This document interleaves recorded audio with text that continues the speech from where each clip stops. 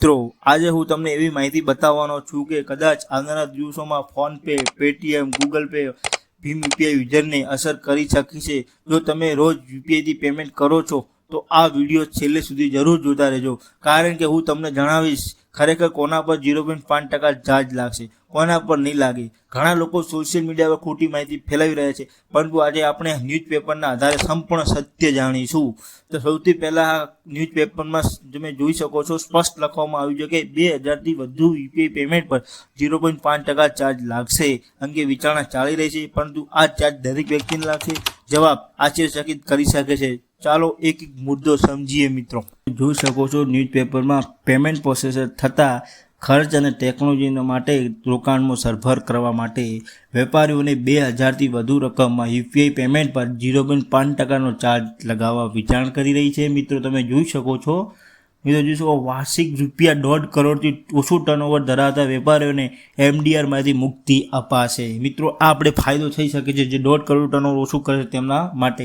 UPI અને payment સેવા પૂરી પાડતી વિવિધ બેંકો અને પેમેન્ટ સર્વિસ પ્રોવાઈડર ઘણા ખર્ચ અને ટેકનોલોજી માટેના રોકાણમાં વધારો થઈ રહ્યો છે।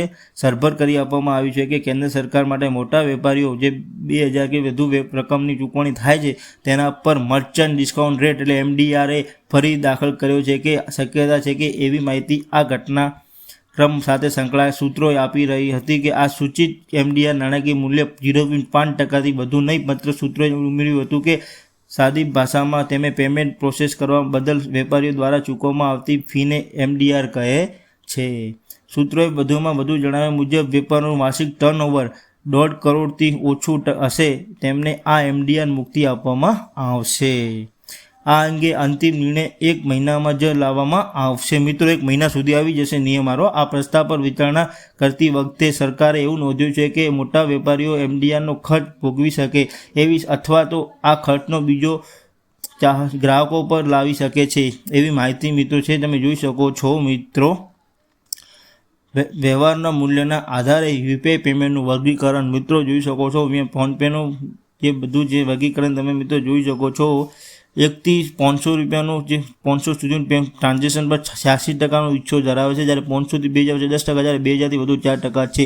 તો મિત્રો જોઈ શકો છો યુપીઆઈથી થતા વ્યવહારોનું વાર્ષિક ખર્ચ મિત્રો જોઈ શકો 2019-20નો 21%નું 21 લાખ કરોડ હતું, જ્યારે 2020-21માં હતું 41 લાખ કરોડ હતું, જ્યારે 22-23માં 139 કરોડ હતું, જ્યારે 23-24માં 200 કરોડ હતું, જ્યારે 24-25માં 200, જ્યારે 2025-26માં 314 કરોડ વધી ગયું। મિત્રો જોઈ શકો છો 2000 કે તેથી વધુ રકમના યુપીઆઈ પેમેન્ટ પર એમડીઆર લાવવામાં આવ્યું છે, તેના કારણે કોઈ મોટો બીજો પડે નહીં।